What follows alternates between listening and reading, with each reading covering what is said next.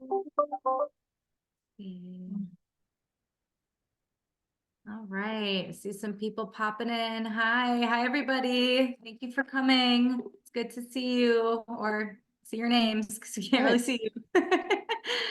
Hi everyone. Thank you for joining us tonight. Appreciate you. We'll give it about 30 seconds and then we'll get started. Just let some people roll in. Hello, hi, welcome. Welcome. Thank you so much for being here. We got a large audience tonight. This is great. Awesome, awesome. Hi, everybody. It's so nice to see you. Nice that this is virtual today on this freezing cold, this freezing cold night. Can't beat it. Hi, everybody. Okay, it is 7:01, and I think we are ready to get started. So good evening, everybody, and welcome to Anxiety 101, brought to you by NAMI, Cook County North Suburban, and Dr. Renee Dominguez, a licensed clinical psychologist and family service center co-executive director. I am Bree Hookstra, the program director at NAMI Cook County North Suburban. NAMI, or the National Alliance on Mental Illness, is the nation's largest grassroots mental health organization, providing public awareness, no-cost support, and education programs online and in person so that people and their families affected by mental health conditions can build better lives. We are a lifeline to individuals and families who don't know what to expect in their difficult life journey. We offer classes and support groups and do a lot of local advocacy for mental health. Our programs are free and open to those in our community service areas, but we do not turn anyone away who is in need. We are so pleased to have you all here today, as today marks the beginning of a new webinar series titled Mental Health Conditions, What You Need to Know.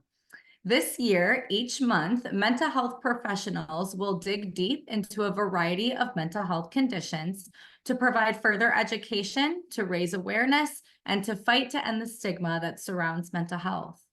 Our topic tonight will focus on anxiety disorder, where Dr. Renee Dominguez will frame anxiety in its evolutionary adaptive context, break down its various components, and highlight ways in which it shows up in everyday life. Additionally, Dr. Dominguez will provide practical considerations for adaptively coping. NAMI National states we all experience anxiety. For example, speaking in front of a group can make us anxious, but that anxiety also motivates us to prepare and practice. Driving in heavy traffic is another common source of anxiety, but it helps us to keep alert and cautious to avoid accidents.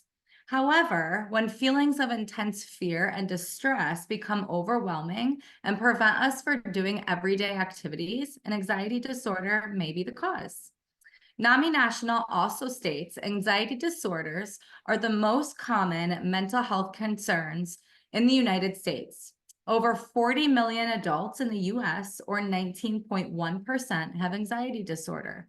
Meanwhile, approximately 7% of children ages 3 to 17 experience issues with anxiety each year. Dr. Dominguez states it is clear that while anxiety is extremely prevalent and can be highly debilitating, it is also one of the most treatment responsive mental health conditions. Through this webinar, you will leave with a better understanding of anxiety as a mental health condition to better support yourself or a loved one that may be experiencing this type of challenge. We will leave plenty of time for Q&A at the end. If you'd like to type your questions in the chat box during our conversation, please do. Tonight's guest speaker, Dr. Dominguez, is a licensed clinical psychologist and FSC co-executive director who joined the Family Service Center team in 2014. The Family Service Center is a not-for-profit community mental health organization whose mission is to strengthen and empower families and communities by providing accessible, evidence-based counseling, crisis response, outreach, and education. Dr. Dominguez has provided mental health services to children, adolescents, adults, and families for over 20 years. Her early career specialization focused on children and adolescent trauma and involved researching, providing direct clinical care, teaching and overseeing a trauma center in the South Side of Chicago. In her role as co-executive director at Family Service Center, she works very closely with Chris Northwick to oversee all aspects of FSC operations while leading clinical service delivery. Additionally, Dr. Dominguez continues to provide counseling services, educational presentations, and crisis support in the community. She also provides trauma-informed, system-level consultation to partnering organizations during times of crisis and thereafter. Dr. Dominguez and her team have partnered with NAMI CCNS on a grant-funded project that supports the mental well-being of students and their families in the Norwich community. We are so thrilled to have her here tonight to further educate us on this ever-important topic. I am honored to welcome our guest speaker tonight, Dr. Renee Dominguez. Thanks so much, Bree. I appreciate that introduction.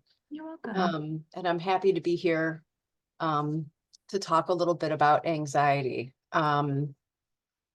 So I'm talking to this screen and I know people are watching me. I just want to name how weird it is to be talking to my computer screen and not seeing any faces. And I will also name that I do get a bit anxious when I speak publicly. So that's kind of funny given what I'm here to talk about tonight.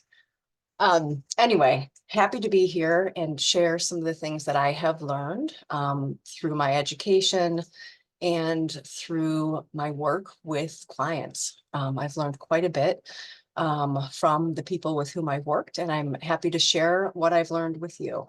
As Bree mentioned, if you I think the way this is going to work is I'm going to talk and present into this computer. And if you have questions along the way, I want to encourage you to jot them down or put them in the Q&A. And Bree will be facilitating a question and answer on the back end of this presentation. So, given that, this is interesting. I'm trying, oh, there we go. All right, so wanted to sort of set the stage and sort of name the plan for tonight. What I want to do is really talk a little bit about anxiety. What is it? What are some of the underlying psychological principles related to anxiety? Want us to think about ways in which we can cope with anxiety, talk a little bit about the treatment of anxiety, and emphasize the fact that there's a lot of really great treatments that work to address anxiety, and then summarize some of this information with a few slides that capture sort of key takeaways. I do have a printed version of this presentation in front of me because I am technologically limited. So if you hear me fumbling with papers, that's what I've got going on this end. Let's see. All right. Okay, so what is anxiety? So I want to think a little bit about anxiety and sort of the way in which this emotion is characterized. So we think a little bit about in our bodies, how might we experience anxiety? And I think about tension. People will talk about feeling tense in their shoulders, maybe tense in their hands, clenching of their stomach, this sort of pervasive feeling of tension throughout the body. Anxiety is also characterized by thinking that is more like worried thinking, worried thoughts. I'm worried this might happen. What if I screw this up? So thinking that's unhelpful. There are also some physiological changes that go along with anxiety, like an increased heart rate or increased blood pressure. And the reality of it is that it's actually universal. You know, as Bree mentioned, everybody experiences anxiety. And I think that anxiety kind of gets a bad rep. There's a way in which it can be pretty powerful and people want to avoid it and stay away from it. Yet the reality of it is everyone experiences it. And the right amount of anxiety can actually be really helpful. And it's really adaptive. I want to stop and pause for a second and ask you to think if you can identify a time where anxiety was actually helpful to you, where it was something that motivated you to do something or worked for you as opposed to against you. Food for thought. I will take a few pauses here and there throughout this presentation to give you time to consider how this might apply to you. I do not have many slides like this. This is one of my more technical slides. This is the Yerke-Dotson principle. And basically, what I'm trying to represent here is sort of the pattern of arousal, so anxiety, and the way in which we perform outcomes. So on the bottom here, from the left to the right on the x-axis is the amount of anxiety or the arousal people experience. So on the far left over here, you see it's low levels of arousal. And as you go across, it's high levels of arousal. And what that's mapped up against on this y-axis is people's performance on tasks. So weak performance versus strong performance. Weak starting low, strong getting higher. And I think part of what I really want to highlight here is that you can see on the far left side where arousal level is low, performance is low. So when you're like, have little arousal level, little energy, you're not particularly motivated often to do the things that you need to do. As your arousal level increases, you can see that performance increases, right? And so, Bree mentioned at the beginning of this, this increased level of arousal may actually motivate you to study for an exam or to prepare for something that you have to do, right? So if you've got this moderate level of anxiety here in the middle, that is associated with the strongest, the most optimal performance level. Now, if you have moderate levels of anxiety and you perform well, when you have increased level of anxiety, there's a point at which it tips over the top. And when you have lots and lots of anxiety, your performance actually dips down significantly. And on this tail end here, where performance is really, really weak and anxiety is really, really high, that represents like a time when you might be having a panic attack or someone might be having a panic attack. The anxiety level is so high that we actually shut down and can't function. And I do know one of the things that we know is that when we have these really high levels of anxiety, it really interferes with our ability to think. I joke with some of my anxious clients about how we drop IQ points. We really drop IQ points when our anxiety levels get so high. We are less able to function and perform as well. So just want to lay that out.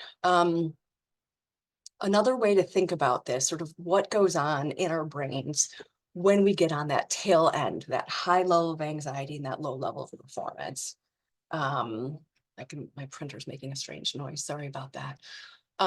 This is called the handy model of the brain. And Dan Siegel is he's at UCLA. He's a clinical professor of psychiatry at UCLA, and he's written lots and lots of books. And he's a medical doctor, studied at Harvard, I believe. Really smart guy, really personable, and breaks things down into digestible bits.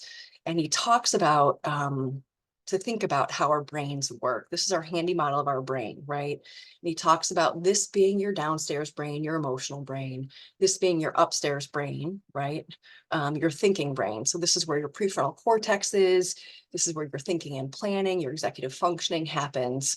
This is where emotions run the show, right? And he talks about how basically when your brain perceives a threat in the environment, it kicks off this biologically based response and dumps, dumps chemicals into your system, cortisol and adrenaline, to prepare you really to protect yourself, right? So that you're perceiving a threat, it prepares you for fight, flight, freeze response.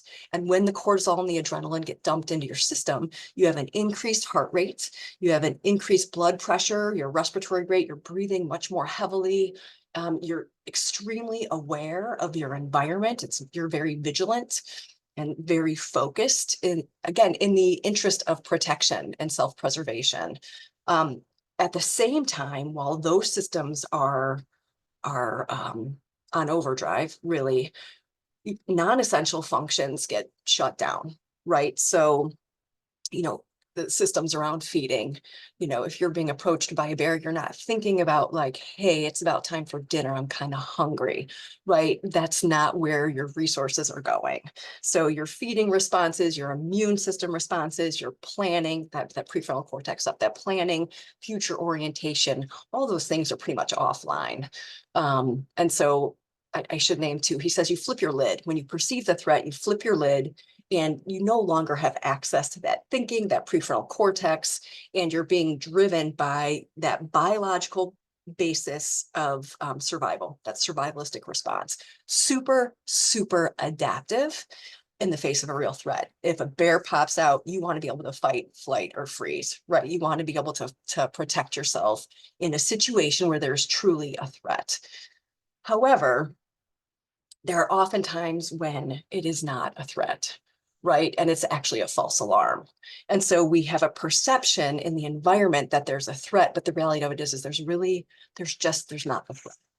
And so you can imagine if you have, this cortisol and this adrenaline flitting in your system and your sort of thinking brain offline, it's going to be really hard to function at work. It's going to be really hard to communicate in an interaction with a family member. If you're triggered and you're feeling overwhelming anxiety around a threat that you're perceiving, that's actually not a threat. It's going to be really hard for you, not a physical threat. It's going to be really hard for you to think clearly, if you're a student, to go do algebra when you're triggered or go pay attention in class. They're just things that you can't really do when you're triggered in that way, when you flip your lid.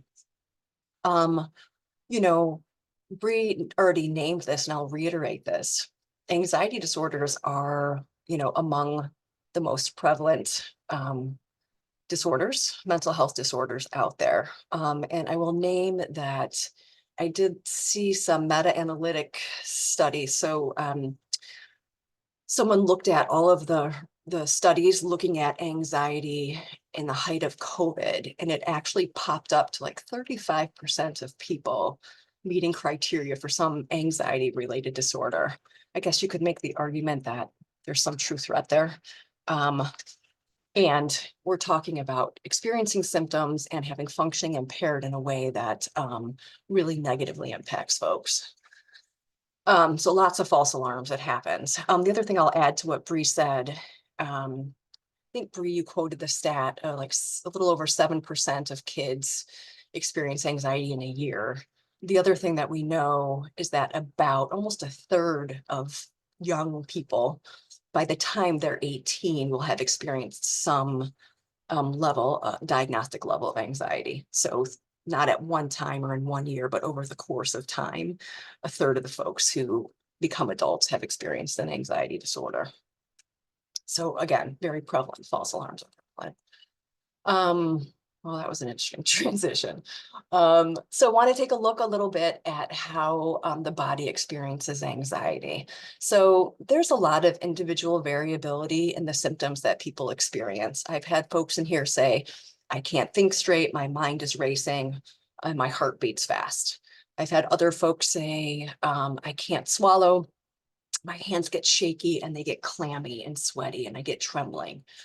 People have all different kinds of symptoms that they experience based on their own biology, their own unique selves. Breathing can become shallow. There's lots of different things that can happen. So here's some examples of what that might look like. In terms of what does anxiety sound like? So part of what we're going to talk about today is sort of that ongoing track, the thinking track that plays in your head. What do you say to yourself? We all play something in our head, and that anxiety track might sound a little bit like this. So if we're looking at anticipatory anxiety, let's see, might sound like you saying things to yourself like, oh, what if this happens? Sort of in anticipation of a situation coming up. Oh, I can't go do that. I'm too nervous about it, or I don't want to. It's going to be a disaster. What if I make a fool of myself? Or, I'm going to fail. Also, people Sometimes when they're planning things, they're feeling really anxious about them. There may be some efforts to really control every little detail about it because of the fear that things are going to go wrong. Right.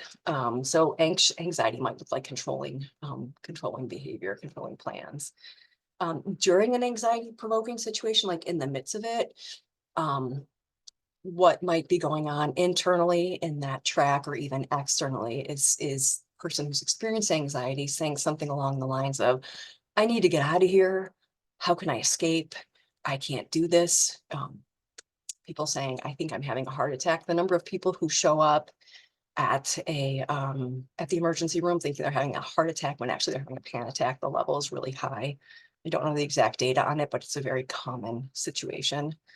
In terms of people's thinking after they've experienced a significant anxiety experience, I should have done this. It would have been so much better if I would have done this. I wish I hadn't shown up that way. I wish I hadn't said that, oh, I think someone's going to be mad at me because I said it that way. And oh, I totally screwed that up. So it's like this broken record of negative, sort of unhelpful thinking. So I want us to think a little bit, shifting here, about the cognitive triangle and how it relates to anxiety. So this concept, this is called the cognitive triangle.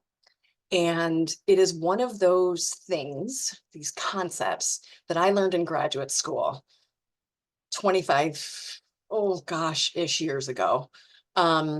And I remember when I learned it, I remember thinking, why didn't anybody ever tell me about this cognitive triangle situation before? It would have saved us a great deal it would have saved me some level of distress. My poor children, when they were like 10, learned about the cognitive triangle. I've had clients, I had one client name it the magical triangle. So it can be really helpful in thinking a little bit about how we operate and how anxiety plays into this. So the basic sort of tenet about the cognitive triangle is that you can see there's this triangle. You can see that there's thoughts, feelings, and behaviors along the different points of the triangle. And you can see that the arrows are bidirectional, right? And the idea is that thoughts, feelings, and behaviors are all related, right? They're related to each other. And that if you change one, you're likely to influence and change another. And so that basic concept, this is a concept that's really core to cognitive behavioral therapy. So a sort of core concept, evidence-based practice for lots of presenting issues, anxiety and depression in particular. So when you think about this cognitive triangle, and you think about thoughts, and you think about feelings, and you think about behavior, I want you to take a minute and consider which one of these do you think would be the most difficult to change, like directly, like straight up. I'm giving you a second to think about that. Okay, so what I'm going to say is it's most difficult to change feelings directly, right? If someone were to say to me, as someone who does get anxious, doing presentations, especially say 5 years ago, 10 years ago, if someone said to me, hey, Renee, stop feeling anxious. You shouldn't feel anxious. You'll be fine. How does that make me feel? How would that make you feel? You've got, you're feeling anxious. You don't want to feel anxious. If you could stop feeling anxious, you would. And so now someone's telling you not only you're feeling anxious, but you shouldn't be feeling that way too. It's kind of like adding insult to injury, right? It's not helpful. And I think about, is there ever a time that would have been helpful? Probably not. So anyway, I think that what we have to consider, given that feelings are the most difficult to sort of change directly, is how do we modify our thinking or how do we modify our behavior to impact indirectly our feelings? And part of what I want to show in this next slide or two is just sort of illustrate how this might work and show how they're related. So in this situation, you're looking at thoughts, feelings, and behaviors again, and we're looking at anxiety. So if we start with an anxious thought, just again, to illustrate this point, let's back up. The situation is if you're an adolescent or even adult, and you're walking into a cafeteria. So if you're an adult, maybe you're at work and you're walking into a lunchroom cafeteria. If you're an adolescent, you're walking into the school cafeteria.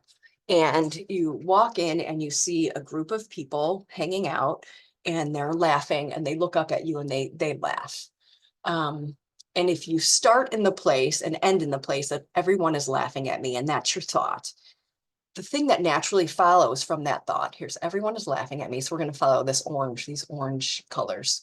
That thought goes to that feeling. If you're thinking everyone is laughing at me, you're going to reinforce that anxious feeling. And if you're feeling anxious, what do you think the behavior is going to be? It's going to be, I got to get out of here. I'm not going to sit around and do this. So you're going to escape, or you might avoid. You might be able to avoid entirely. You're certainly not going to approach. You're not going to introduce yourself. You're going to escape. So if you think about that from a different perspective, sort of a less anxious starting thought, it looks like they're telling a funny story. So same scenario, you walk in, people are laughing, they look up, they see you, they're still laughing.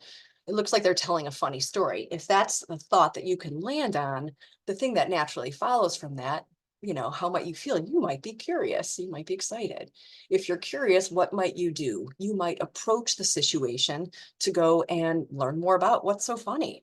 Tell me the joke, what's going on here, right? So you can see how they're related to each other. Of course, it's not this clean and cut and dry, but I do want to just illustrate how they're connected. They're connected. So similarly, what I want us to think a little bit about from a behavioral perspective, sort of what's going on, right? And so I'm thinking about, if we think about a kid who doesn't want to go to school. So if you're an adolescent watching this presentation, and I'm talking to you right now, you're feeling really anxious about going to school. You don't want to go to school. You're feeling physiologically, you're jacked up, you're hyper aroused. You're having negative thoughts. Oh my gosh, I can't do this. I can't do this. I can't do this.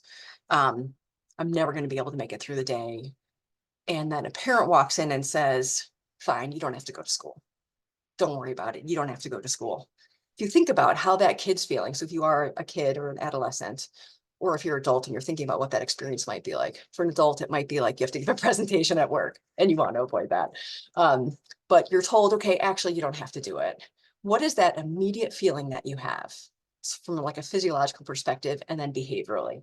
So immediately, you're going to feel relief, right? Oh, thank goodness. I don't have to go do that. It's the immediate reaction. There's this relief sort of experience, right? You get to avoid entirely going in and facing all that anxiety and pushing through that anxiety, which is really reinforcing, right? It reinforces the avoidance, because what happens the next day when you got to go to school or you got to go to work and do that presentation? Does it get better or does it get worse? And so when it gets worse, often it gets worse. At best, it's maintained, but very often it just gets worse. The more we avoid and escape, the more problematic it is. So when I think about anxiety behaviorally, if we engage in avoidance behavior or we escape anxiety-provoking situations, it's really unhelpful. They are friends. They are like buddies with anxiety. I sometimes call them co-conspirators. And really, in the immediate situation, they relieve anxiety. It's like this immediate, like, oh, thank goodness. And it's so reinforcing because you're so worried, and then boom, you're good. But in the long run, they maintain it. They maintain the anxiety, and then when you've got to return to it, it's often worse, right? So I want to keep that in mind. So what does avoiding and escaping anxiety actually look like? For avoidance, it might mean saying no to invitations. People ask you to come hang out. People ask you to go do something, and you're like, no. You might feel anxious about it. No, I'm not gonna go out. You might procrastinate doing things. For students, I hear them like, I couldn't. It was so anxiety provoking to work on that paper because it felt so overwhelming and it made me so nervous I couldn't do it. So I put it off and I put it off and I put it off. And I procrastinated to avoid feeling anxious, and then I procrastinated and avoided actually doing the task. For adults, that might be a project at work, that might be an introduction that you're supposed to make, but you're feeling nervous about it. It's like putting off, right? So you might avoid it by procrastinating. For some folks, avoidance is also kind of goes along with saying no to invitations, like sticking to routine, sticking to that comfort zone that, if we deviate from is uncomfortable. So we sort of stay in our lane and we create a pretty narrow lane. We can create a really narrow lane. It might be calling into work sick or refusing to go to school. It might be, not joining clubs, not trying out for sports teams. The escape piece might literally be physically escaping, a situation, right? So you're feeling anxious and you escape, you go home early, you get some relief. Another way that escape happens is by changing physiology to more of a high, right? So people will use alcohol, will use marijuana, will use whatever drugs that they find to be helpful in that situation to change their emotional experience, right? People may also engage in thrill-seeking behavior, so driving really fast, jumping out of planes, engaging in thrill-seeking behavior to sort of shift that feeling of anxiety to a high. And then escape, I think of, again, kids who are at school and are feeling anxious and they go to the nurse's office to remove themselves from that environment. You can see how avoidance and escape, in addition to sort of being co-conspirators with anxiety, when we participate in avoidance and use avoidance and escape to cope, our world, people with anxiety, our worlds get really small. They can get very limited and they can get very narrow and kind of shrink. Not trying new things out, not meeting new people, not sort of pushing outside of our comfort zones can really create a narrow space to exist in. And really, again, these have the immediate reinforcing effect of relief. It's this positive, like, oh, thank goodness. And it's followed by a long-term negative outcome. So, a reminder, mild and moderate levels of anxiety are often super adaptive. And anxiety is problematic when it interferes with functioning and or quality of life. Ooh, I am feeling chilly. All right, so shifting now to thinking about how do we tolerate and manage anxiety? Here's some strategies. So I'm gonna lay out, this is the roadmap for what I'm gonna talk about next. So we're gonna talk about regulating physiology, decreasing baseline levels of physiology, calming the stress response, thinking about the cognitive piece. How do we address that unhelpful thinking? And then the behavioral piece, what can we do to sort of address this from a behavioral perspective? All right, so strategies for calming down. You know what? I'm gonna back up here a second.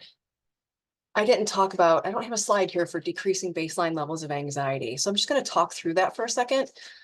Sorry about that. I'm not sure where that slide went. So I guess I'll use my hands to show this. So if you think about people having sort of this is my baseline level of anxiety. I'm not a super anxious person. This is kind of where I sit on an everyday basis. If you've got someone who's got elevated levels of anxiety, walks around kind of anxious, their baseline level of anxiety might be up here, right? So it might be a little bit higher. So if you think about, I'm sorry, I'm using my hands. If you think about that picture that I showed at the beginning, that graph where there was that inverted U picture. And when you got to a certain level of anxiety, it popped out, like it turns into sort of a panic attack, right? And so I think about how when you start at a higher level, higher baseline level of anxiety, there's a shorter distance between panic attack and not, right? So if you start lower, there's a longer distance to get up to that tipping point where you have that flip the lid response. And so when you think about how do you decrease your overall baseline level of arousal, You know, what we know about that, you know, people come with their own levels of arousal, right? And we know that situationally it can be raised. Persistent stress can raise it. What are the things that you can do to decrease it? Oftentimes people find, you know, yoga, exercise, deep breathing, mindfulness, meditation, practices around those kinds of activities can lower your baseline level of arousal. Psychotropic medications can also be an option that might be able to help with that as well. So, you know, if there are these things that you can do sort of at you can actively sort of preventatively before you get into a really high level of arousal, before you kick off into a flip your lid kind of scenario, work to decrease that level of arousal by engaging in calming self-care ways, things that you can do to calm your arousal level. Certainly you want to maintain exercise, nutrition, those kinds of things, sleep as well. But really work to sort of overall decrease that baseline level of arousal.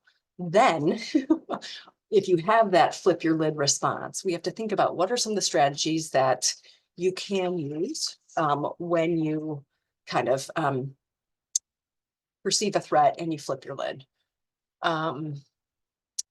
Basically, one of the things we say is do anything you can't do while being chased by a bear. You're really indirectly trying to tell your brain that you're safe and that you don't need the cortisol and you don't need the adrenaline. You're trying to shut off that pouring of adrenaline and cortisol into your system. Now, what I will say is a lot of times, you know, parents, partners, friends might say, you know, just calm down. And I do find myself thinking, you know, has there ever been a time in the history of time where someone who was told calm down actually calmed down, like that was helpful? It's not. So I want to encourage you to stay away from that.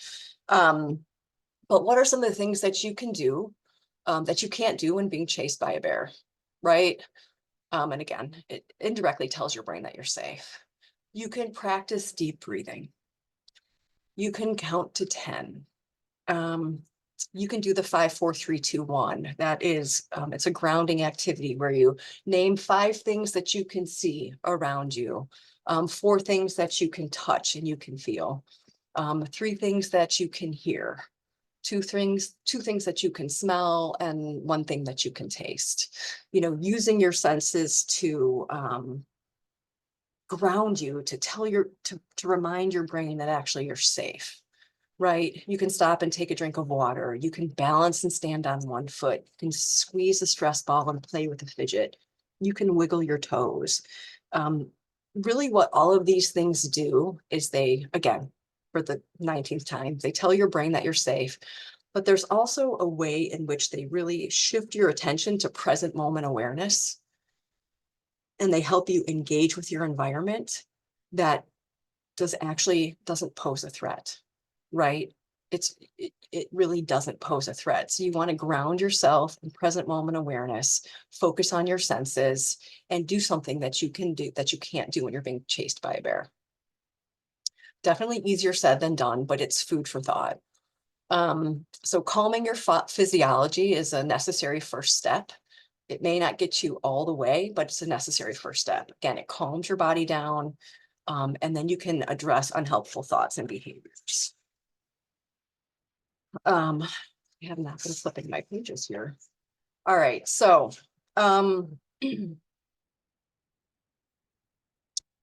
so I'm going to shift to sort of the thinking piece of this. And again, thoughts, feelings, and behaviors. We're going to focus a little bit on thinking.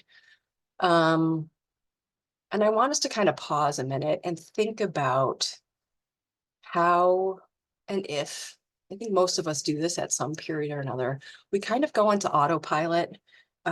We get overloaded. And we don't really take in all the details. We don't take in all of the information. It's efficient, it's adaptive, but it can be unhelpful when it comes to our thinking. Some of the shortcuts that we create for our own thinking are unhelpful. So part of what I want you to do and want to encourage you to do is to really try to notice your thoughts. We've got this little thought bubble. Notice, and I mentioned this earlier in the presentation about how we have that script that plays through our head sometimes. You know, what are the things you're telling yourself? Can you notice and reflect on some of the automatic thoughts that pop into your head? We want to pause and we want to reflect on what's coming in our head, and we want to intend. And by intend, I mean, we want to think about, are these thoughts helpful? Are they true? Do they need to be shifted? Right? So thinking about that, how do I say this? We often, again, some of our shortcuts in thinking, some of the heuristics that we sort of come up with for thinking are problematic. So much so that we have a whole list, lots and lots of common thinking errors that we engage in. Sometimes they're called cognitive distortions, unhelpful thinking, common thinking errors, but there's a whole group of them that categories of them that we do. And I'm going to talk about a few of them today that I think get wrapped up into anxious thinking. So the first one I want to talk about is all or nothing thinking. So if you find yourself sort of reflecting on that internal track, that thinking track, and you find yourself thinking in absolutes, like always, using the words always, never, every time. So an example, after, a rough week of managing your job and getting your kids to point A, from point A to point B, you think, oh my gosh, this is never going to end. Never, right? Or if you have a conflict with a coworker or a partner, and you find yourself thinking, we always end up fighting. This will never end. These are all or nothing thinking patterns, right? Chances are it doesn't always end up that way, but it's standing out to you and that's how you're thinking about it. And chances are it doesn't always end that way, doesn't always end up happening that way, and the outcome isn't always the same. And it might end well sometimes. That's what I'm trying to say. Another type of thinking error, unhelpful thinking pattern, is a mental filtering. And so that's when someone has a tendency to pick out one negative detail of a situation, a life situation or an event, to the exclusion of the positive things that are going on. So the filters, sort of the focus filters out positive scenarios. I think of this, I have a COVID example written here. I guess I'll just use that. COVID, there was a very hyper focus on how it was sort of, this is the end of the world. And it truly did feel that way for a lot of people. And for some people it was. I'm not really being helpful right now, naming it that way. There were some positives in COVID. There was a lot of work-life balance that was achieved. There was more family time. There was more connection and purposeful effort to connect with people. And there was meaning made out of life differently than there might have been otherwise. So, this focus on the negative to the exclusion of the positive can really be unhelpful for our mood, can be unhelpful for our anxiety, and be unhelpful for how we function. So again, we want to think about what some of these unhelpful ways of thinking are, these patterns of behavior, and identify, am I doing this? Is this how I think? And is it helpful to me? It's often not, right? Fortune telling is when you predict a negative outcome and your mind interprets it to be factual without realistically considering the odds of that outcome. So again, with COVID, I'm going to be stuck inside for months on end. And the reality of it is that wasn't the case, but we believed it to be. Catastrophic thinking, we're going to look at that a little more closely here in a minute. But it's when your mind goes to the sort of worst case scenario, sort of the what ifs go big, big, big, sort of as bad as they can get. So it's when you blow circumstances out of proportion by making them bigger than they really need to be. So what we're going to think about doing with this thinking is noticing, right? You're gonna catch these thoughts. You're gonna notice that you're having these thoughts. And then you're going to ask yourself, you're going to check them. It's catch, check, and change. You're going to check these thoughts. You're going to gather some evidence. Is this thought helpful? Is this thought true? Right? And it needs to be helpful and it needs to be true to be able to hold on to it. If it's not, we want to be thinking about changing it. If it's not true and or it's not helpful, we want to consider, what is a replacement thought? What is something that is true and more helpful that we can shift our attention and our focus on to get ourselves in a different place. I didn't say this yet, but we don't want to delude ourselves. We want this to be true and helpful, right? I'm not asking you to create some false truth to feel better. Wanting you to shift your thinking to a place that's actually more realistically based and helpful. Ways in which you can start to think about this. This is a CBT thought record, cognitive behavioral therapy thought record. You can access this for free online, but there's a way in which you can track, the situation, how you're feeling about it, the negative automatic thought, the evidence that supports that thought, the evidence that does not support that thought, an alternative thought. And then once you generate that alternative thought, the emotion or the feeling that goes with that. That is a lot of what I just said a lot there. And I want to be really clear. This is something that can be the core piece of a cognitive behavioral therapeutic process. So this isn't easy. This isn't something that, like you can do in the snap of your finger. And I find myself wanting to share with you sort of how this might look, and how thinking can negatively impact our emotional experience and how we can shift that thinking to positively impact it. As I'm saying this out loud too, there was one other thing that I did not say at the beginning that I think is really important. Much in the way I just said, I want to encourage you to challenge some of your thoughts and to consider if they're helpful and to consider if they're true, and to identify replacement thoughts, a different way of thinking about the situation that is both true and helpful. When we talk about changing our emotional experience and shifting our feelings, I want to name that it's really, so I'm going back to the sort of the cognitive triangle. I want to name that it is really important to feel your feelings. And when I'm talking about shifting them, I'm talking about when they get big and unhelpful and interfere with functioning, it's probably an important time to think about how do we move away from that. Experiencing the full range of emotion is actually quite healthy. It's when we get stuck that I want us to think about how do we shift away from them. So I'm sorry I didn't say that earlier. Okay, that was a bit of a tangent. So pause and reflect on unhelpful thinking. For those of you who are listening, were any of these thinking patterns ones that you think you might be using? Did any of those feel familiar to you or sound familiar to you? And then are there certain circumstances that trigger these unhelpful thinking patterns? Again, I really want you to pay attention to your own experience, get to know yourself better. Pay attention to the things you're saying to yourself. You may not even be realizing that you're saying them to yourself. Catch it, pay attention. The reality of it is the person that you hear from most is yourself. And so being able to sort of understand and intervene in that internal dialogue when necessary can be really, really powerful. Okay, what do I have? Oh, unhelpful thinking patterns, close up on worry. Yeah. Okay, so worry. This is like doing a little bit of a deeper dive on catastrophic thinking.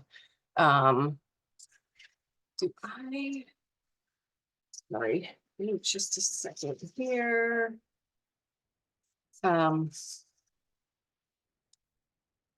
Yeah, okay, so present worries, problems that impact you now that can motivate you to take action.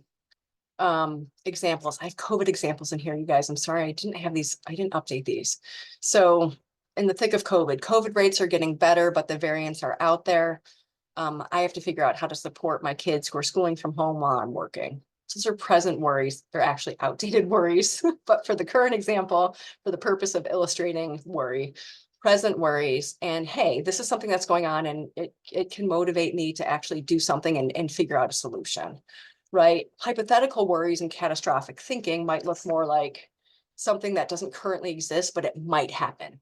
What if this happens? And there's limited action you can take now, if any. So in this outdated example, even though I'm relatively healthy and not at high risk, what if I get COVID, get really sick, can't work, and end up on a ventilator? So that's really sort of many steps down the road, right? And there were some things that you can do sort of in the immediate, but these longer term worry, catastrophic ending are not helpful, right? Hypothetical worries become problematic when they get all consuming. So they take up residence in your head. You're hyper focused on them. They are, you're having a hard time focusing on things other, than these hypothetical worries. They maintain your anxiety. They become immobilizing. You get kind of stuck, and they actually interfere with your living and with your functioning. So under these circumstances, I want you to consider this. This is a lot on the screen. It's hard to have them come in one at a time. Catch, check, and change your worrying, right? Notice your thinking, check it. Is this helpful? Is this true? If it's not, work to change it, and then practice that replacement thought. If you can take action, take action. If you can't, then I want you to think about shifting your focus. Shift your focus to something you can control. Present moment awareness. And I named some of those things earlier, focusing on those 5 senses: the sight, sounds, touch, smell, taste. What do you have going on in this moment that you can hold on to, distracts you from the unhelpful worrying, and get you more sort of present focused. You can take intentional deep breathing and deep breaths, and you can focus on your breathing. The other thing that we encourage folks to do, and there's some evidence to support this idea, is if you're a worrier and it's interfering, for some people, it actually helps to be like, okay, on the back end of my day, after work, before I have dinner, I'm going to schedule 15 minutes and I'm going to focus on the worry then. So I know that I've got to worry about this. I'm going to set aside some time to actually worry about it. And when people do that, it frees them up to not worry in that moment. And sometimes they really don't need that time to worry. It's food for thought. I didn't give the example of catastrophic thinking back in the time, and I want to share a client example. I had like a parents, I was working with parents of a 10-year-old kid who was experiencing some oppositional behavior, and the parents were saying, he's not following directions, he's not participating in school, he didn't get an A on his last test. He's going to keep getting bad grades. He's going to do poorly in high school. He's not going to get into college. He's not going to get a job, and he's going to end up like Uncle Johnny in our basement. And they literally went down that path, literally to the point of like one of their siblings who lived in the basement of their parents' homes. This kid was like 10, right?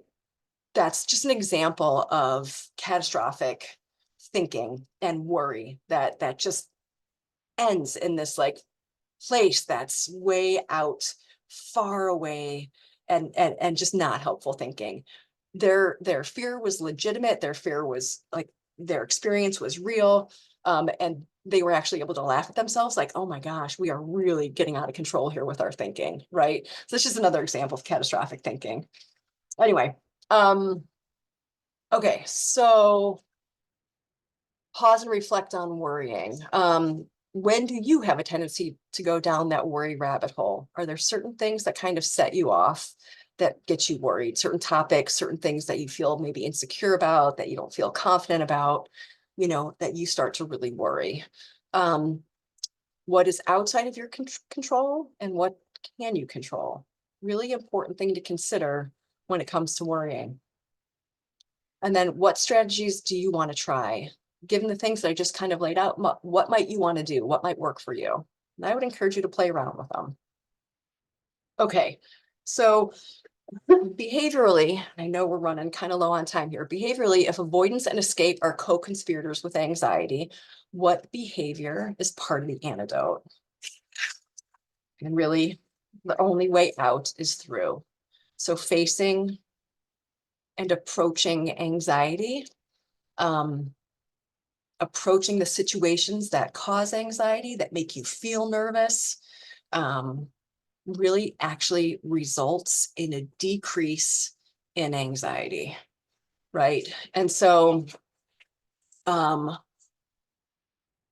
so I'm thinking a little bit about, so we call this kind of cope ahead and approach. So for some things that you know are anxiety provoking for you, to be able to think about a plan and to cope ahead and approach it. How are you going to address this when X comes up, Y comes up, you know, Z comes up? I'm thinking a little bit about,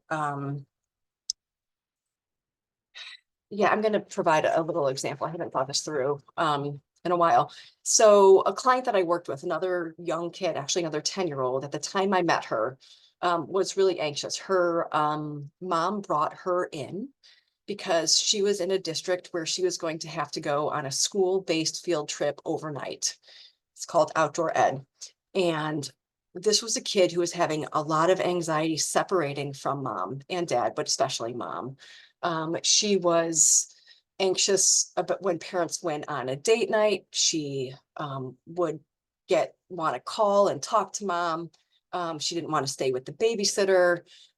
She had just a hard time separating from mom. And this idea of being overnight at a school event was super overwhelming, super overwhelming. And so was super overwhelming. So part of what we did is I provided psychoeducation for her and mom about what was going on in her body when she was getting anxious, when she flipped her lid, that there was a false alarm, that she was actually safe. It was her body that was having this false alarm experience. Mom would talk with her and say, there is no bear. There is no bear. So that was the code language they would have when she would start to panic. Mom would share and say, hey, there is no bear. And then they would practice deep breathing together. There was some psychoeducation about this, what's the neurobiology, what's going on inside, rational thinking about what you can do with that code that they talked about when she would kick off, and then active practicing of approaching this situation, right? So I'm kind of jumping around here. Gradual exposure is so for a kid who's anxious about separating from mom and has to do this overnight in theory at school, how do we start to move in the direction? The scariest thing is overnight away from mom. And it's even scary when mom and dad go on a date night, and I'm left with a babysitter. So we created what's called a hierarchy. We looked at what is the least anxiety provoking situation to the most anxiety provoking situation. And so, mom being away for 10 minutes was low anxiety. Mom being away for all night was higher anxiety. Client being away overnight at the friend's house was more anxiety, but not as high as being at school, right? And so there was this attempt at client gradually approaching these situations that were causing her anxiety. So mom's going to go away out for 10 minutes. What are the things that you can do? So this rehearsing and thinking through, what are the things that you can do in problem solving in advance? What are the things that you can say to yourself? What can you remind yourself of? How can you calm your physiology when mom's gone to be able to function and focus while she's gone? And so, climbing up that hierarchy, starting with these less intense things. Once she did that, she was like, okay, I did that. I was able to do that. Then going to the next one. One of the earlier ones was mom and dad going on a date night. So what are the things that she did with babysitter? What were the check-in points with mom and dad? And then the next time, no check-in points with mom and dad, right? Gradually exposing this kid to things that caused anxiety for her that she actually pushed through, learned that she was able to tolerate that, practice some of the skills, the deep breathing, the positive self-talk, the replacement thinking, to get her through those situations and realize, actually, I can do this. This is a kid who with I want to say about 4 or 5 months of treatment actually made it to that overnight, they had a very clear plan of who she could talk to. She had a note from mom that calmed her. She had a positive script that she could tell herself. She had a blankie that smelled like mom. There were a number of things that we worked through together and problem solved around where we saw the anxiety might rear its ugly head, and she would need to have supports to access so she could push through. This kid completely went to this overnight at school, and not at school, through school, and made it through and pushed through her anxiety. And I will tell you, at this point, this is a kid who's off at a what do you call them? Boarding school for high school, at a boarding school far away, thriving, afraid to separate from parents, and really worked on, what are the things, what do I know about my body biologically, physiologically that's going on? What are the things that I can do to calm myself? How can I redirect my attention? What are the things that I can say to myself? What are the coping skills that I have learned to manage this anxiety? What are the things that I could say to my teacher if I felt nervous? Mom, let's practice those, so that when she felt nervous and went, she could do that. And that gradual exposure, starting off with lower anxiety provoking incidents to higher anxiety provoking incidents, and sort of working through them. Again, it's something that can be addressed in a systematic way, and knowing that when you push through these things, your body learns, and your brain learns that you're actually safe and that you can do it. There's this calming that occurs through that process. We totally went off script here. I hope that's helpful. As I mentioned before, I'm going to wrap up here. We know that treatment works for many people. Here's the different types of therapies that have evidence base to support. These are like talk therapies, cognitive behavioral therapy, exposure therapy, virtual reality exposure therapy, all the way through. These are different specific types of treatment that have some evidence to support that they're effective in addressing anxiety. Certainly there are medication options. When I first work with people who are experiencing anxiety, I typically try to start with non-pharmacological interventions if that's possible. For some people, medication brings their physiology down enough to be able to participate in the treatment process. It just kind of depends on what people need. So there are medication options that can also help with anxiety. And then, as I mentioned earlier, complementary integrative practices, that's the stuff that can bring that overall level of anxiety arousal down, that stress and relaxation training, meditation, mindfulness, yoga, exercise, for me, I love to be able to run, and that calms me when I'm done with that. Figuring out what works for you. All right, so key takeaways, last bit here. Anxiety is a part of life. The goal is not to eliminate it entirely. The goal is to adaptively manage it. Moderate levels of anxiety are associated with optimal performance. We can flip our lids when we perceive a threat, and that false alarms get in the way of functioning, right? Remember that the cognitive triangle, thoughts, feelings, and behaviors are interrelated, and they influence each other. If you change one, you likely change another. Calming the stress response system is a necessary first step, but may not get you the full way. It does often allow the thinking brain to re-engage, though. Engage in activities that lower your baseline level of anxiety on a regular basis. When activated by a false alarm, do something you can't do while being chased by a bear. Cognitive distortions are common. Catch, check, and change. Unhelpful thinking. Avoidance and escape are co-conspirators of anxiety. Cope ahead and approach are effective strategies to address anxiety. If anxiety is getting in the way of functioning, there are a lot of evidence-based treatment options that can be helpful. And that's it. Thank you so much, Renee. Thank you so much for presenting that information. It was extremely helpful, even for me who, does have an anxiety disorder. It was very helpful for me to hear some of those tips. So thank you. I appreciate you being here and providing that information. I do know that some of our participants may have some questions, so Okay. feel free to type any questions that you may have in the chat box. I'm sorry, in the question and answer box. not- Sometimes that is disabled.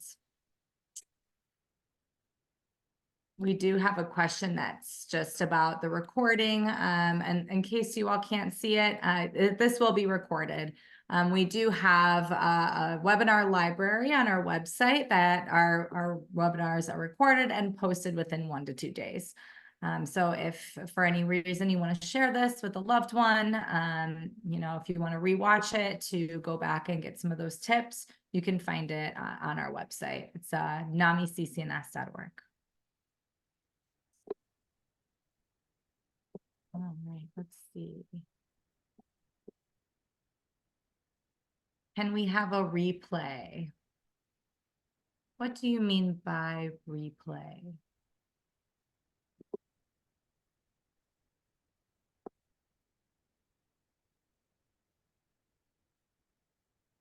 I wonder if that's maybe I mean, you just named that there will be access to this recording so that it could be replayed at that time, right? Maybe. Yeah, maybe. Yeah, if that is the case, yes, absolutely. Yeah. Absolutely. One of the things you said, Renee, just cracked me up thinking Uncle Johnny's basement. I was laughing so hard It because totally sometimes it happened. happens to me, right? Like your brain just goes to all these crazy places, It and does. that one It got to me. does. That was hilarious. And I would say it really wasn't Uncle Johnny. That wasn't the name they used. I was trying Yeah. to protect Johnny as my husband's name. So it's Uncle Johnny's basement. That's But hilarious. So your husband lives in the yeah, basement. yeah, yeah. No, it's Uncle Johnny's basement. That's hilarious. Okay, we do have some questions. Let's see. One says, can you please share doctor's contact information if you are comfortable with that? Um, uh, I can, I guess, give an email. That works. Website too. I can provide the website as well. Yeah, yeah.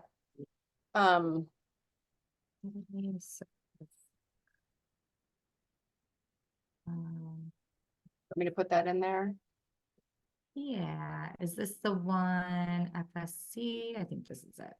All right, I am getting you access to their website. I'm sure there's some contact information on Yeah, the it's website. familyservicecenter.org. Familyservicecenter.org.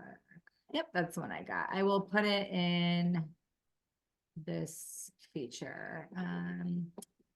Let's see. I think I have access. I also found the CBT thought record free download. So if you are able to access the chat, I included that in the chat as well as the Family Service Center email, or I'm sorry, website.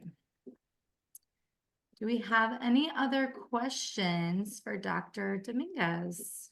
I feel like you were so thorough. You like answered all my questions I had coming into this. That was so great. I actually did have one question that popped up, and it was about the avoidance. Yeah. So what I've heard in the past is that when you have a routine, it does help with managing your anxiety symptoms. So is there a level of routine, I guess, that I don't know if I'm wording that correctly, but when does that become more of an issue?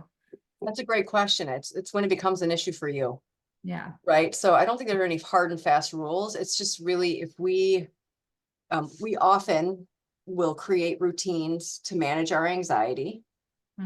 If that routine becomes so inflexible that we're not trying new things, or we're not connecting with people, or we're avoiding doing things that might be helpful for us, it could be problematic. I don't want to pathologize anybody's behavior. Right. You know, there are plenty of folks who have a more narrow sort of band of living and experiencing life because of anxiety, and that's how they manage it. And it's a problem when it becomes a problem, you know. Best I mean, answer ever. I yeah, love yeah. that. No, it's I can understand that.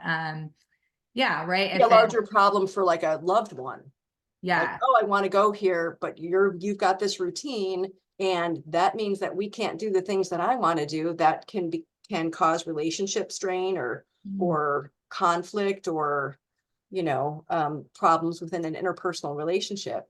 And it may not be a problem for the person who has the anxiety, so Totally. just Totally. it depends on what if the person, again, I don't want to pathologize anybody's behavior. Some of that is functional. And if that's how you're coping and that works for you, Right. fair enough, Totally. Yeah. Yeah. And I guess it may hinder, your flexibility in other areas in your life too, right? Yeah. Could that be the case? That's very Yeah, I helpful. do think there's a way that it can shrink Mm, people's lives. And for some people, it's totally okay. yeah.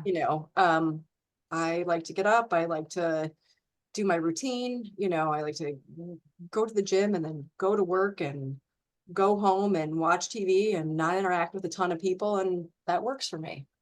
I Yeah. don't really want to go to parties on the weekend. I don't need any more friends. Like, this is a content lifestyle for me. Then that's a content lifestyle for you. Yeah. It's not my place to judge that. And if you find yourself wanting to do something different and you're feeling stuck because you're anxious, you need to think about it differently. Totally. That makes total sense. Thank you very much. Yeah. That was stirring on my head.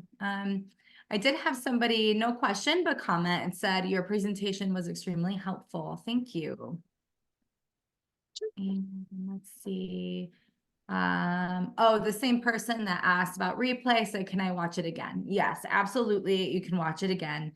Hopefully tomorrow, maybe give us 2 days. It should be on our website. If you go to namiccns.org, there is a little down menu, and you should, under education, should have access to our webinar library. Very good question. Thank you for asking that. Another question says, how about coping with a family member who has anxiety? What are some tips? Oh, that's a good question. Part of what I think about is a family member with anxiety. I wonder if that family member um, identifies themselves as having anxiety and it being problematic. Right. And so, like, when I think about working with like the dyad that I talked about, the mother and the daughter, they were both aware that the daughter had a lot of anxiety. It was getting in the way of functioning, and they wanted to come together to figure out how to make that different. And mom wanted to know, how can I support this kiddo? And kid wanted to know, how do I become a little more independent from mom, even though it's really scary? I'm aware this isn't going to work long term. And so, you know, being able to understand, I think, sort of that neurobiology, that like biologically based experience of the sort of false alarm, having psychoeducation about that. If you've got a family member who has anxiety and doesn't know that that's something that actually happened, it's like a physiological response, and it's actually really normal when you have this false alarm that you can't think, that it's harder to participate in a reasonable discussion. Your brain's offline, you say things you wish you didn't say, you do things you wish you didn't do. Like, there's ways in which you don't behave optimally. I think being able to provide education, if they're interested and want to understand that can be super helpful. Similarly, this idea that everybody experiences anxiety is, like, I think, really helpful. I think people sometimes don't get that and are like, what is wrong with me? And the reality of it is again, everybody experiences anxiety and everybody at some point has elevated levels. And maybe people have more false alarms, and that's different. But understanding the context, and it's a misfiring, let's address it. That there's, I think, helping destigmatize, helping normalize, helping put in perspective, this is part of life, can be super helpful for people, to start to approach anxiety and understand it differently. Yeah, absolutely. That makes a lot of sense. And if for any reason too, just to add on to that, Renee, if this person does have an anxiety disorder, there is a class that we offer at NAMI. It's called Family to Family, Okay. where you can go and learn all about how to work with a loved one that is going through these mental health challenges. So I highly recommend checking that out. We have a once a quarter. So if you are interested, please email me and I can add you to our waiting list as well. Awesome. Yeah. It's a great resource. Yes, it is. It's a very rigorous, awesome, beautiful class.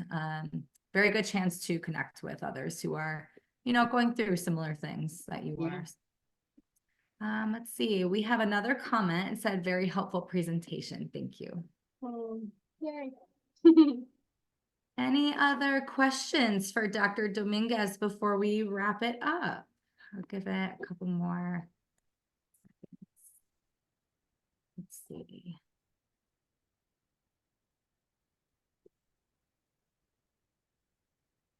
Okay, looks like we got another question. It says, what if none of this advice works? Then what? What if none of this advice works? Mhm. So I'm gonna make the assumption that you're asking about this for yourself and not for somebody else. We can't make anybody do anything. So I'm gonna assume that you might be coming from a place of saying, I've tried these things out, or I'm worried that if I try these things out, they're not gonna work. You know, I do think that reaching out to mental health professionals to be able to work through that in a very systematic way, we know can be super helpful. Again, there's a lot of research that supports that there are a number of different types of treatments that work. Even if you were to try one of those treatments and it didn't work for you, finding a provider who could provide a different treatment that has been proven to be helpful to many people who experience anxiety would be another way to go. I think that, you know, medication, so having an evaluation for medication to see if that might be something that could be helpful is another way to go. And really, I think it's about learning how to tolerate and live with anxiety. It's not something that you're going to get rid of entirely. But how do you develop the coping strategies and the skills to live with it so that it doesn't interfere? That's kind of what comes to mind for me. I love that you said that, right? Like it's a lifelong journey. Sometimes it just doesn't go away, but there are strategies to help you cope and to feel better, progress. Thank you for that answer. We got a couple more questions. Let's see. How do you help a person who is deeply stuck in anxiety, illness, or disorder? Say that again. How do you help a person who's deeply stuck in an anxiety disorder? Correct. Yeah. Yeah. Well, I think that there's so many different ways, I think, to answer that question. I do think the first sort of step in addressing anxiety is having some acknowledgement that this is a problem. If whoever is experiencing anxiety is not in a place to accept that this is a problem, there's trying to impose that on them can really create a relationship kind of disconnect. And so I think a little bit about, are there ways to communicate with someone? So if there's a way to help them to understand what you're seeing and where your concern is, I think that when we come to someone and say, you have a problem, this is an issue, people are going to be like, I'm not hearing anything you're saying, right? If you can approach them and say, hey, I've noticed that when we've had plans to go out, you seem to have a stomach ache every time, or I've noticed that, when we're at a party, you want to leave really quickly. Or I've noticed that when you have an exam that you've got to study for, you really avoid it and avoid it and avoid it and seem to shut down. And I'm worried about you. I'm wondering about what's getting in the way, like being curious with them without the judgment of there is something wrong with you, opens the door for a collaborative consideration of what maybe could be going on. I think there's a lot of shame when, people are told this is not right, there's something wrong with you. I think there are ways in which the way we approach folks who we are perceiving as having some challenges, when we throw judgment on them and name that we think this is a problem, there's a way that it creates a distance. And I guess what I would say is I would encourage you to think about how to engage them in a conversation about some observable things that you've noticed and be curious about it with them and see if they might be able to come around to thinking about it differently or being open to thinking about it differently. Again, it may not be a problem for them. It may be a problem for you. Valid. So, I don't know if that answered it. Did that answer that okay, Bree? I think so. That was very sound advice. I appreciate that. Absolutely. And if whoever, asked that question, if you still need a little more clarification, please, type in the chat and we can try to clarify that for you. Another question says, what if a family member does not recognize that they have anxiety disorder, even after they have been told by others? I think that's where that judgment piece comes in. Yeah. How do you recommend that I approach this? So fairly similar question. Yeah, I think it's the same way, with compassionate curiosity, not judgment. Yeah. Concern. I mean, if you come at it from an angle, especially if you can feel it, like, it's painful to me seeing someone whose anxiety is debilitating. It brings concern to me. It makes me feel worried that they're missing out on life and they're missing out on things that they might really enjoy, and that's really hard, and that they shouldn't have to, we wouldn't want them to miss out on these things. And you would want to help them figure out how they can not miss out on those things. I'd wonder if they've noticed that, but really from a kind, compassionate perspective. I'm super aware as well as I provide this potential, option, that when people have anxiety and they don't budge, it can be really frustrating for the people around them. Right. And so I don't want to pretend like it's an easy thing to do to come with compassion when you feel like you've been banging your head up against a wall, trying to get them to see something or to do something or to behave differently. I get that that's hard. And if they've been told and they've been told and they've been told and they're still not hearing it, telling them again is not going to make a difference. You got to shift your tactic. That's not working. You can tell them 100 times and it's not going to land. How do they start to see it themselves? What are some of the ways that, connection and compassion can help move them to see it from a different perspective? I love that. Connection and compassion. That's great. It's good stuff. And curiosity, connection, compassion, and curiosity. Triple C's. I had not thought of that until the second, but let's go with that. We're coining the triple C. Someone else probably has. It's on recording, so you won't forget. All right. Okay, let's see. I think it is a question. So it says, I suppose trying to be more patient might also be anxiety and inducing I'm sorry, let me start over. Yeah. I suppose trying to be more patient might also be anxiety inducing it on itself. What is also troubling is the illusion of progress. How can we be certain that we are improving? It may be difficult to see. Good question.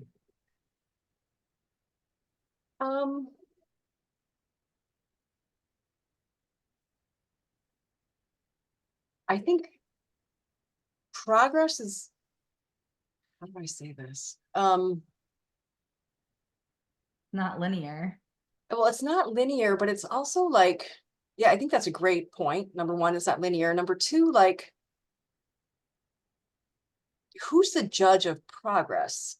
I mean, it's the person who has the anxiety. I think about it from that perspective. you know, the change has to come from the person who's experiencing the anxiety. I don't think that person needs to convince anybody else that they're not anxious or they're improving. I, so that's a little confusing to me, and maybe I'm not understanding the question entirely. But I think about, again, the judgment of improvement, it really, anxiety becomes a problem when it becomes a problem for the person who has it or those who love them and it's interfering. But you're not going to change it until that person who's experiencing it makes that shift and makes that decision. And then reassuring people of progress. Maybe I don't understand that question. Maybe I'm not understanding it. Maybe, is there another way you can ask that?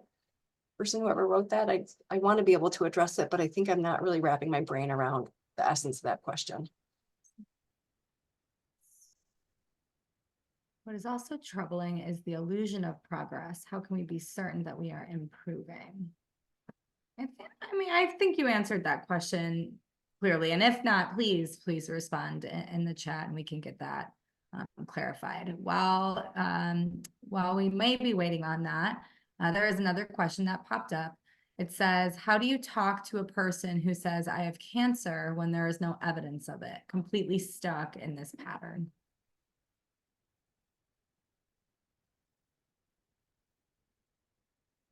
Can you read it again?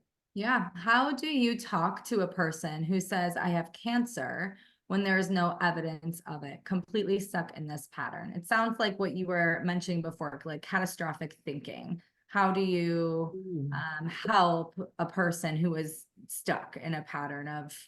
Yeah. I think that's tricky. I do find myself wondering a little bit about, you know, how can you connect with this person and wonder with them about, you know, I wonder how they got to that conclusion. I wonder what the evidence for that is. If that's a worry, how is that serving them?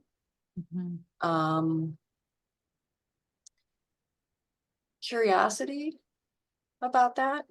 If it's an entrenched belief and there's no evidence whatsoever, I mean, maybe there's a family history, so there's a worry that there's an increased likelihood. Like, I feel like I need to understand more context of that, but I do find myself again thinking about how do you compassionately connect with someone and be curious about, you know, what this belief is doing for them.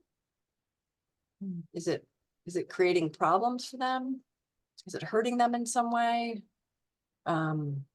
Is it interfering with their functioning in some way? Is it creating distance between them and people, them and in the world? Going back to those 3 C's, right? Compassion, curiosity, and don't tell me, compassion, curiosity, and closeness? No. Connection. Connection. What's funny, the other 3 C's are catch, check, and change. Yeah. We got lots of That's C's. There's like hilarious. 6 of them going on. That's Yeah. hilarious. Okay, so the person, and I think we have time for about one more question. And so this was a description of the question that says, how can we be certain that we are improving? So talking about that progress. The response to that was, sure, I guess that it is not linear, which is the way that I kind of think about it. And it's honestly hard to analyze regardless. I think it may have to do with trying to find causes or think about where things are coming from and why we feel a certain way. Fair enough. And you know, yes, and I think I say this, anxious thinking doesn't make sense sometimes, right? So where is this coming from? Like, it might come from a place of anxiety. There may not be an actual, it may come from a fear, but like sometimes it just doesn't make sense. And it's your anxiety talking and it's the fear that's talking. And it may not be about something that's, you know, Factual. yeah. Yeah. With that perceived threat, you know?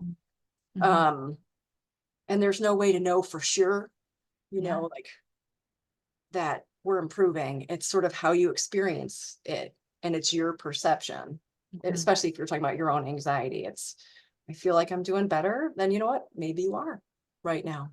And that's great. Yeah, I love that. Sometimes your anxiety can be so loud that it's hard to see truth, fact from fiction. Totally. Right? Totally. It really Firsthand gets in the way experience of on that logical one. thinking. Yeah. Well, thank you, everybody.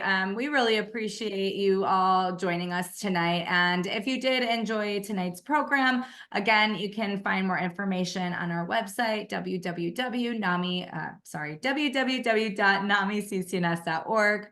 Our next program will be held on February 21st from 7 o'clock to 8:30. We have Dr. Leslie Bracken, a mental health professional from Compass, who will come and educate us further on depression disorder.